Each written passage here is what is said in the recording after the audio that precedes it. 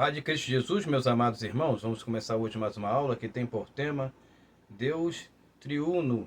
É a nossa lição de número 4, 26 de 1 de 2025, e que tem por título, texto básico, texto áureo, em Mateus capítulo 28, 19, que diz assim: Portanto, ide e ensinai todas as nações, batizando-as em nome do Pai, do Filho e do Espírito Santo. Antes de nós darmos continuidade e lermos a introdução, eu quero só lembrar você que nós temos este livro aqui, ó, que é da minha autoria, que é a Doutrina da Trindade na Bíblia e na História. Vai lhe auxiliar muito na sua leitura, na sua interpretação referente aos temas que nós vamos lidar mais para frente, até o mesmo que a gente vai estar lidando agora, que vai falar sobre a Trindade, vai falar sobre a encarnação de Jesus, vai falar sobre a humanidade de Jesus, e todos esses assuntos aqui estão sendo abordados aqui de forma bem simples, mas concisa para o seu entendimento e compreensão. Não deixe de adquirir, só entrar em contato conosco. Vamos lá para a nossa introdução, que diz assim: como teólogo pentecostal evidencia a manifestação do Espírito Santo em diversas ocasiões. Quais são essas diversas ocasiões? Tanto no Antigo Testamento como no Novo Testamento eu vou evidenciar essa manifestação do Espírito Santo. Tá? Nós estamos aqui, o tema central é Deus é triuno, então vai falar exclusivamente da manifestação de Deus e a sua trindade. Claro que objetivamente não vamos falar em distinção ou dividir Pai, Filho e Espírito Santo, porque não cabe no nosso tempo aqui.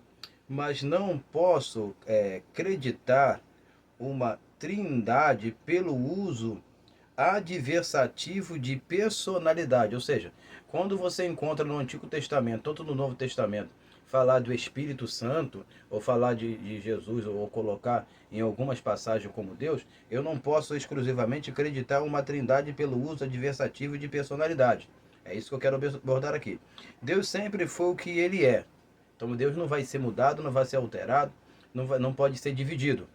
Então ele sempre foi o que ele é. As outras pessoas do panteão, pan significa todos, pan todos, e teos, teão significa Deus, foram tomada o seu lugar foram tomando seu lugar ao decorrer da história. Que é por isso doutrina da Trindade na Bíblia e na história aqui, ó, do escritor pastor Manuel Júnior. Trindade e história. Então eles foram tomando o seu lugar, foram formalizados, foram tomando espaço ao decorrer da história. O apóstolo Paulo diz: porque tudo que Dante foi escrito, for escrito para o nosso ensino, foi escrito. Romanos capítulo de número 15, versículo de número 4. Então o que nós devemos a priori tomar aqui como observação? Tomamos como observação que tudo aquilo que for escrito que tem que ser a nossa base. Está escrito sobre a Trindade? Não está. Então a gente tem que ter um certo controle, um certo equilíbrio, como vamos utilizar essa questão em embarca, como a gente vai embarcar e utilizar essa questão dentro do conteúdo escriturístico, se é uma verdade absoluta ou se é uma inferência teológica. Pois bem, e que não devemos ir além, olha só o que Paulo falou, ir além do que está escrito, 1 Coríntios capítulo 4, versículo 6. Então, se está escrito sobre a Trindade, a gente aborda a Trindade e abraça a Trindade. Se não está escrito sobre a Trindade, a gente deve ter uma certa restrição referente ao assunto. Porque o termo Trindade é um termo teológico, não um termo escriturístico. Então, utilizaram-se da Bíblia para poder interpretar, para poder utilizar, mas não a Bíblia que fala direta, peremptoriamente sobre aquele assunto de uma forma cabal. Não, é uma inferência teológica. Em algum lugar, você vai ler abertamente falar de uma trindade, ou o que temos hoje em uma inferência teológica. Eu vou repetir novamente. Em algum lugar, aí eu abro a atenção aqui, você ler abertamente falar de uma trindade, ou o que temos hoje, não. É uma inferência teológica, ou seja, conclusão, dedução. Então você não vai encontrar em nenhum lugar, como a gente já citou aqui, nenhum lugar você vai ler abertamente falar de uma trindade, ou o que temos hoje. O pensamento Pai, Filho e Espírito Santo como Deus e igualdade. Nós, o que temos hoje é uma inferência que significa conclusão e dedução. Uma dedução teológica. Vamos para o primeiro ponto. A Trindade desfaz a autoridade. Por que a Trindade desfaz a autoridade? Deixa eu explicar antes de ler aqui. Porque a autoridade ela está centralizada dentro de uma pessoa só. Alguém tem que ser soberano, alguém tem que estar acima do outro. Então, quando você fala, por exemplo, nós vamos seguir aqui a leitura, um Deus todo-poderoso, Deus Todo-Poderoso tem que ser uma pessoa só e não os três sendo Todo-Poderoso.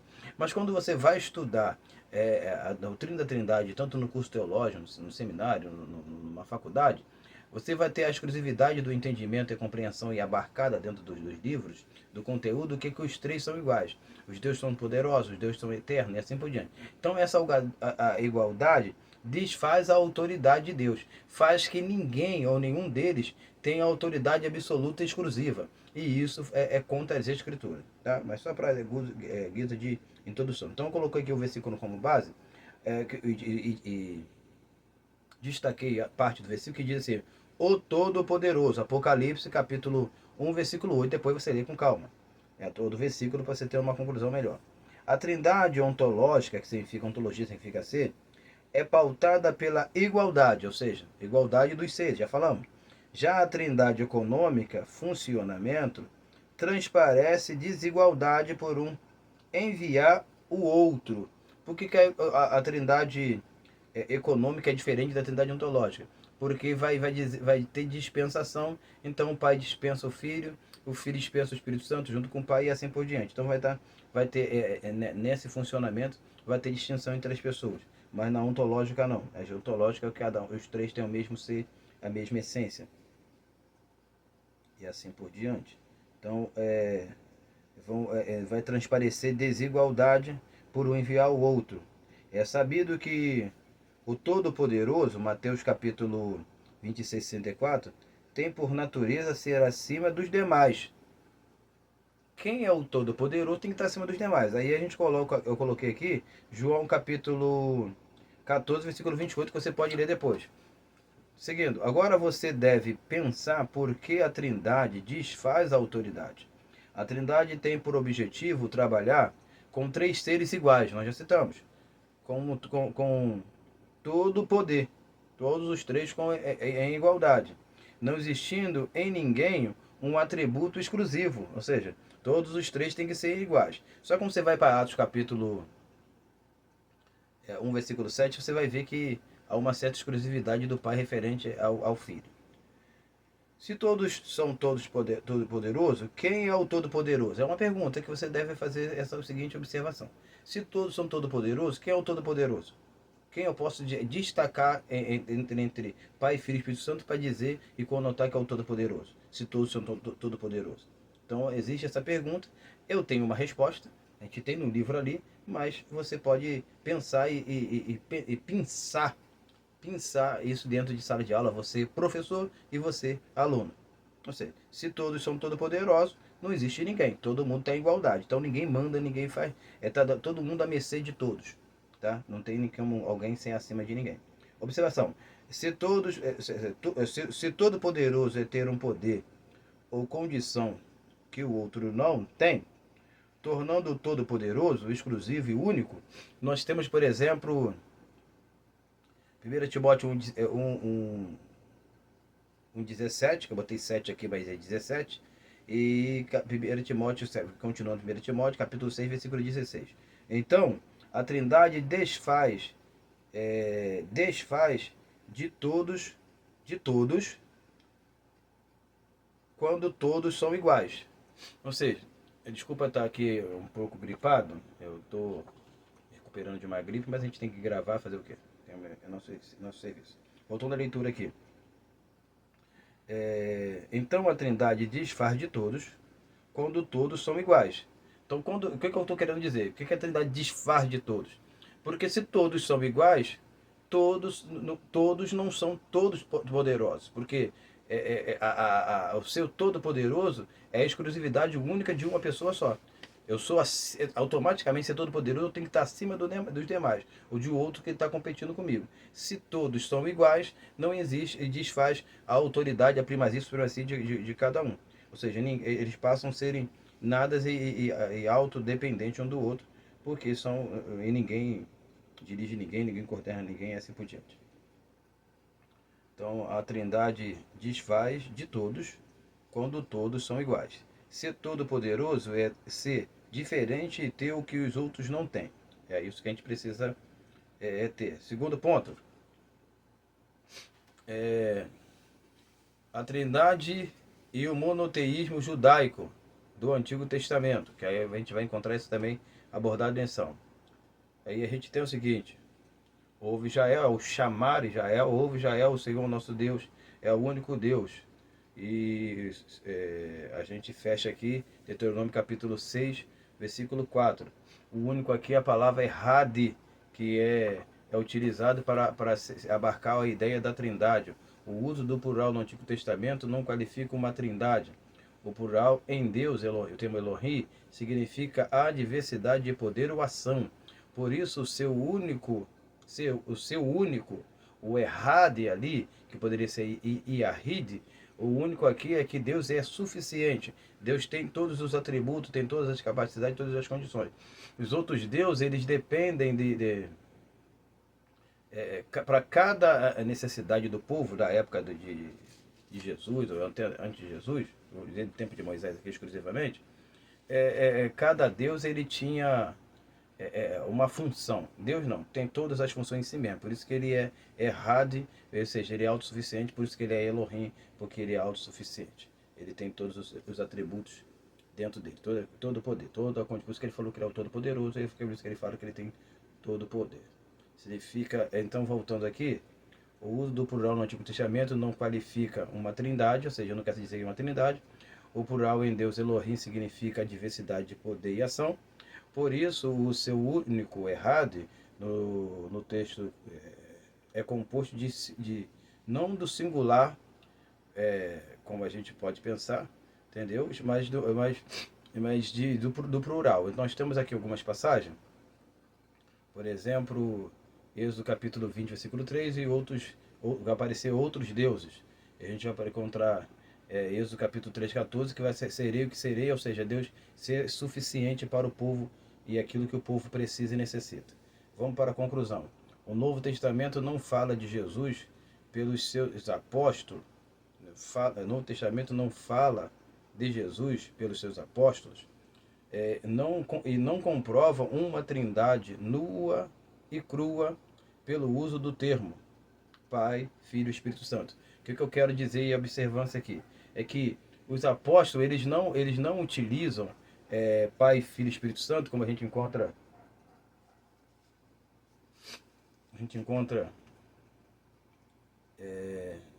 em Mateus capítulo 28, versículo 20, e em 2 Coríntios capítulo 13, 13, querendo dizer que há uma trindade, porque o objetivo dos apóstolos não era abordar essa questão de uma forma concisa desse jeito. Eles não tinham uma trindade em mente, eles tinham simplesmente uma manifestação de Deus. Então, a Pai, Filho e Espírito Santo, a igualdade que a teologia requer, só mais tarde foi artigo de fé. Só mais tarde foi artigo de fé. E se os três são iguais, pai deixa de ser pai, como o filho deixa de ser filho. Porque se há uma igualdade, cada um perde a sua função o funcionamento e a sua função, sua essência. Assim, o espírito deixa de ser do pai e do filho. A palavra espírito aqui eu coloquei filioque, porque a gente vai ter a discussão de filioque se o Espírito Santo foi enviado não só pelo pai, mas pelo filho também. A trindade bíblica nunca reivindicou igualdade. Vamos supor que existe realmente uma trindade bíblica, mas ela nunca reivindicou uma igualdade entre pessoas. A igualdade delas pode ser encontrada só por essência. Então a gente não pode qualificar de forma precisa que existe uma trindade de igualdade de pessoas, tá? Então a gente precisa terminar entendendo o seguinte: pois quem sai de algo ou de alguém, ele depende dessa pessoa, ele tem uma ligação direta, essencial daquela pessoa, mas ele depende de alguém. Em sua substância e semelhança de pessoa. Então Jesus, ele, por ter saído do Pai, ele é igual em substância, entendeu? E semelhança de pessoa. Mas a igualdade trinitária a gente não vai exclusivamente encontrar. Eu quero mais uma vez lembrar você sobre o livro da Trindade, a Bíblia na História, que vai abordar sobre a pessoalidade de Jesus e como funciona basicamente a Trindade nas Escrituras e na História. Quero que você acompanhe esse material, se inscreva no canal, curta e compartilhe e nos ajude a crescer na graça e no conhecimento do Senhor, pesquisando, se dedicando para trazer um bom conhecimento para o seu dia a dia bíblico e teológico. Tenha uma excelente escola dominical, um excelente domingo na paz do Senhor, que Deus nos abençoe. Ore por nós para a gente melhorar essa gripe, para a gente poder gravar mais vídeo para vocês aí. Que Deus abençoe. Amém e amém.